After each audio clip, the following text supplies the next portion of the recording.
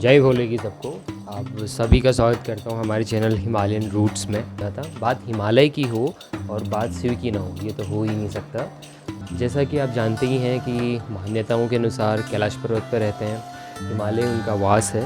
तो शिव से जुड़ी हुई कई कहानियाँ हैं, कई मान्यताएं हैं। तो उनमें से एक छोटी सी कहानी मैं आपको आज सुनाने जा रहा हूँ, जो है जुड़ी पंच केदार से। जी हाँ, पंच केदार जो कि उत्तराखंड के गढ़वाल रीजन में है। इससे जुड़ी एक छोटी सी कहानी है कि जब पांडव महाभारत के युद्ध के बाद, युद्ध खत्म होने के बाद बैठते हैं, विचार विमर्श करते हैं, तो उन सभी के मन में उन अपने द्वारा किए गए भातृ हत्या, ब्राह्मण हत्या और सगे संबंधियों के जितने भी थे, जितने भी उस युद्ध में मरे थे, कहीं ना कहीं उनका ब्लड रिलेशन उनसे था और वो उन्हीं के पूर्वज या अग्रज थे। तो उन हत्याओं के पाप से मुक्त होने के लिए उन्हें लगा कि हमें प्रायश्चित करना चाहिए, और प्रायश्चित के लिए श्री कृष्ण की सलाह पर वे शिव के दर्शन के लिए और उनके आशीर्वाद के लिए काशी की ओर निकल पड़े। तो कहते हैं कि शिवजी उनसे रुष्ट थे, तो शिवजी ने जैसे ही उन्हें देखा, वो उन्हें देख के हिमालय की ओर निकल पड़े। पीछे पीछे पांडव भी चलते हैं शिवजी के। और गुप्त काशी में जब वो पहुंचते हैं तो वहाँ पर पांडव क्या देखते हैं कि शिवजी एक बैल के रूप में वहाँ पर चर रहे हैं या फिर विद्यमान हैं। तो जो शिव हैं बैल रूपी, वो भी पांडवों को पहचान लेते हैं। तो फिर से वो भागने की कोशिश में धरती पे समाने की कोशिश करते हैं। तो कहते हैं कि महाबलशाली भीम ने उन्हें पूंछ से पकड़ लिया। कहते हैं कि इसी उठापटक में जो बैल रूपी शिव थे वो अंतर्ध्यान हो जाते हैं और 5 भागों में बट जाते हैं और 5 जगहों पर प्रकट होते हैं, जिन्हें हम पंच केदार के नाम से जानते हैं। इनमें सबसे पहला केदार है केदारनाथ, जहाँ पर शिव के धड़ के दर्शन होते हैं। और द्वितीय केदार में मधमेश्वर का नाम आता है, जिसमें मध्य भाग यानी कि नाभि के दर्शन होते हैं। तृतीय केदार में तुंगनाथ, भुजा के दर्शन होते हैं। चतुर्थ केदार में रुद्रनाथ, जहाँ पे मुख के दर्शन होते हैं। और पंचम केदार में कल्पेश्वर या कल्पनाथ जिसे हम कहते हैं, वहाँ पर शिव के जटा के दर्शन होते हैं। तो ये तो कहानी है पंच केदार की, मतलब पंच केदार क्यों बने और क्यों हम इन्हें पंच केदार के नाम से जानते हैं, तो ये कहानी उसकी है। तो आज हम बात करेंगे चतुर्थ केदार यानी कि रुद्रनाथ की। सबसे पहले हम बात करेंगे कि रुद्रनाथ पहुँचे कैसे। रुद्रनाथ का सबसे नज़दीकी जो रेलवे स्टेशन है वो ऋषिकेश पड़ेगा, जो कि यहाँ के जिला मुख्यालय गोपेश्वर से 219 किलोमीटर के लगभग दूरी पर पड़ता है। और सबसे नज़दीकी हवाई अड्डा लगभग 258 किलोमीटर दूर है, जो कि जॉली ग्राउंड देहरादून है। रुद्रनाथ पहुँचने के लिए सबसे पहले आपको पहुँचना होता है जिला मुख्यालय गोपेश्वर। गोपेश्वर से लगभग 5 किलोमीटर की दूरी पर है एक सगर नाम का एक छोटा सा, हम उसे गांव ही कहेंगे क्योंकि कस्बा अभी पूरी तरह बन नहीं पाया वो। सगर पे आपको रहने की काफ़ी ऑप्शन मिल जाते हैं। वहाँ पर छोटे से कुछ लॉज और कुछ मोटल वगैरह वहाँ पर हैं, तो आप वहाँ पर रुक सकते हैं रात्रि विश्राम के लिए।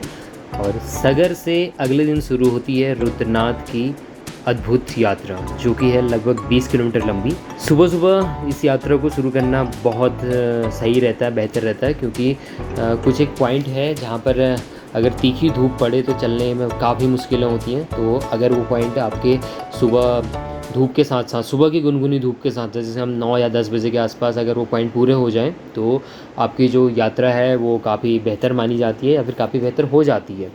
यात्रा के दौरान कई पड़ाव आते हैं, जिसमें पहला पड़ाव है लीती बुग्याल, जहाँ पर आपको हल्का फुल्का नाश्ता मिल जाता है और वहाँ पर कुछ छोटे मोटे ढाबे हैं, वहाँ पर थोड़ी बहुत रहने की भी व्यवस्था है। अगर आप चाहें तो वहाँ पर एक विश्राम आप कर सकते हैं। अगला जो पड़ाव आता है उसका आता है पनार बुग्याल, जहाँ पर आपको फिर से खाने की व्यवस्था मिल जाती है, कुछ आपको ड्रिंक्स वगैरह अवेलेबल हो जाती है।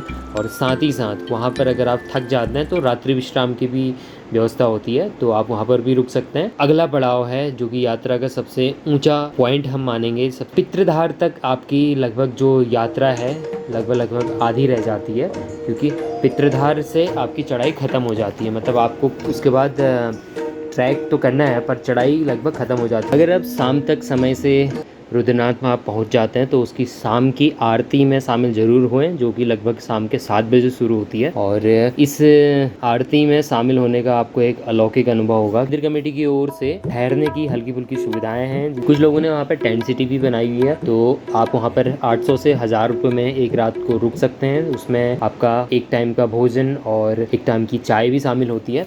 तो अगर हम बात करें डू या डोंट की, तो इस यात्रा के दौरान अपना जो लगेज है, आपका सामान है, कम से कम उसका वज़न होना चाहिए, हल्का रहना चाहिए।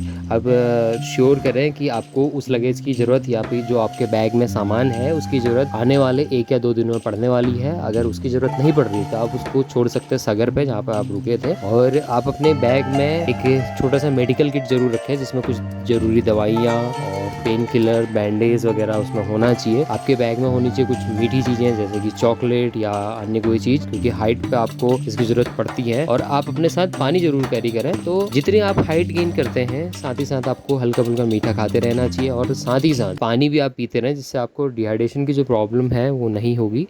और कई बार होता ही है कि हम लोग चलते रहते हैं ट्रैक पे और पसीने से हमारे शरीर से सॉल्ट के साथ बहुत सारी चीज़ें निकल जाती हैं, तो उसकी पूर्ति करने के लिए ORS आपके पास होना ज़रूरी है। वो भी काफ़ी हेल्प करता है आपको ट्रैक पे। तो ये छोटी मोटी चीज़ें हैं, बाकी आप ट्रैक एंजॉय कीजिए, बहुत खूबसूरत ट्रैक है, तो ज़रूर जाएं इस ट्रैक पे। तो एक छोटी सी टिप कि अपने डेली रूटीन में एक्सरसाइज को ज़रूर शामिल करें। आप किसी भी तरह की एक्सरसाइज करें, चाहे आप रनिंग करें या कार्डियो करें, आप अपने डेली रूटीन में एक्टिव रहें। जब आप एक्टिव रहेंगे तभी आप इस तरह के ट्रैक में जा के इंजॉय कर पाएंगे। आप ट्रैक बिना किसी परेशानी के, बिना किसी इंजरी के आप इसको कंप्लीट कर पाएंगे।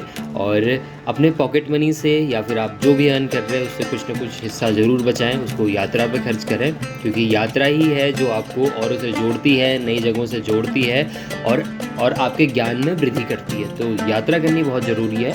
जल्दी मिलते हैं अपनी एक नई वीडियो के साथ नई जगह पे। तब तक के लिए जय भोले की।